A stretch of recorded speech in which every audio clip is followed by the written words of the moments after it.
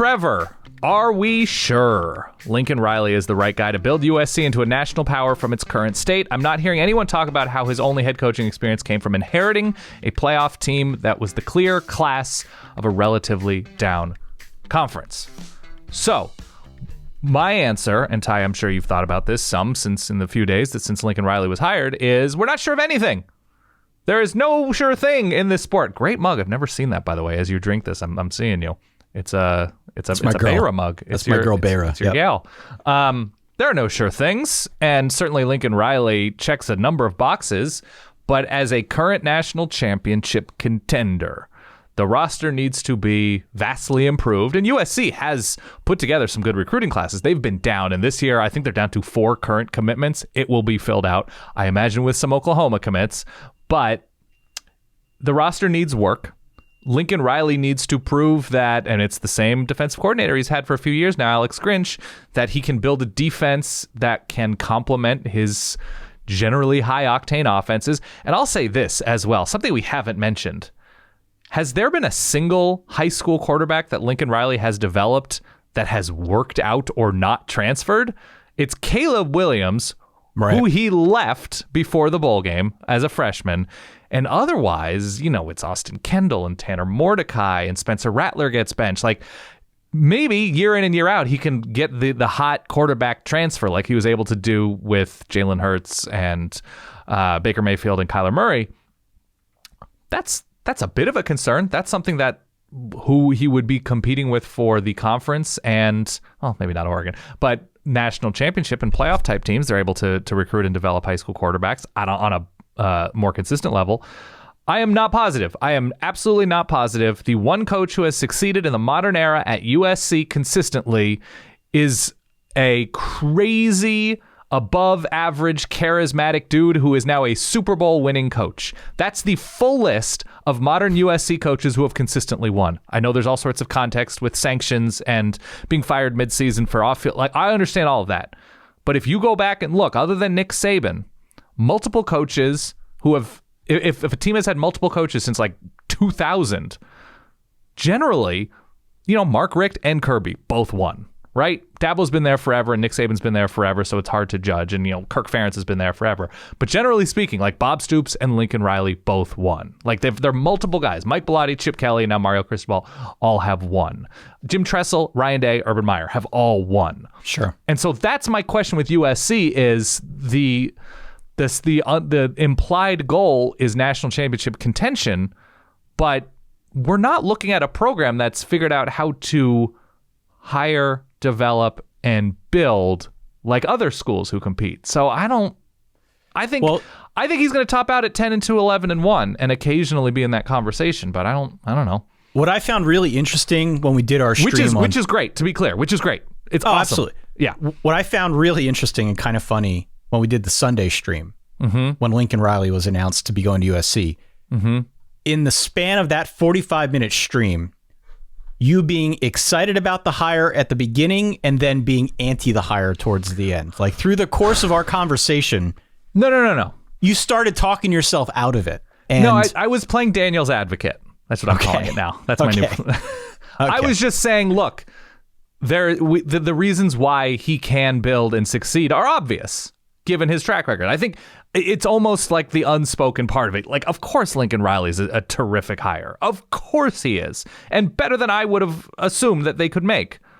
But I just wanted to round that conversation fully with where he's going and the sort of pratfalls that he's had in Norman. That's all.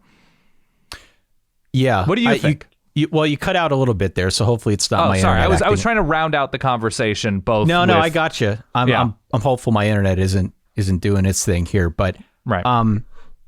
We're going to talk to Bill Connolly today on our Friday show. One of the things that I know Bill has written about in the past and something that I have committed to memory and I repeat often as if it were my own. New coaches are a coin flip. Totally. Doesn't matter if it's somebody with a great track record. Could be Urban Meyer, could be Brian Kelly, could be Marcus Freeman. New coaches are a coin flip. Sometimes things are a little bit more skewed in their favor, but it's a coin flip. Lincoln Riley at Oklahoma has done a good job. Trevor's question is not wrong. He did inherit a playoff team. But I think what you look for, and I'll use the Larry Coker example, you look for diminishing returns over the course of a couple seasons after he's in there. The diminishing returns haven't really been there for Oklahoma. Maybe we were starting to see it this year. I don't know. Caleb Williams is pretty good. Maybe. Right? I think they'll be fine with whoever they get as their next coach, but maybe we didn't give him enough time to see if there were going to be any diminishing returns. But this is definitely a different spot for him to step into USC. I don't think it's a given that he's just going to win there. I do think it's good for the program. It is good for the Pac-12 to bring in somebody from outside, not the quote unquote USC guy, to inject that program with a little bit more excitement. He is going to have a good first recruiting class because he is going to get guys who flip over from Oklahoma, California kids that were going to go to Norman. So, I mean, he's going to have every opportunity to kind of mold that thing in whatever form he wants it to take on. But I do think a lot hinges on defense, and I don't think you can just assume that he's going to be successful in the same way that you can't assume anybody's going to be successful. Brian Kelly might not be successful at LSU. I think the odds of that are low, but you just don't know. It is a coin flip. So it's a good question.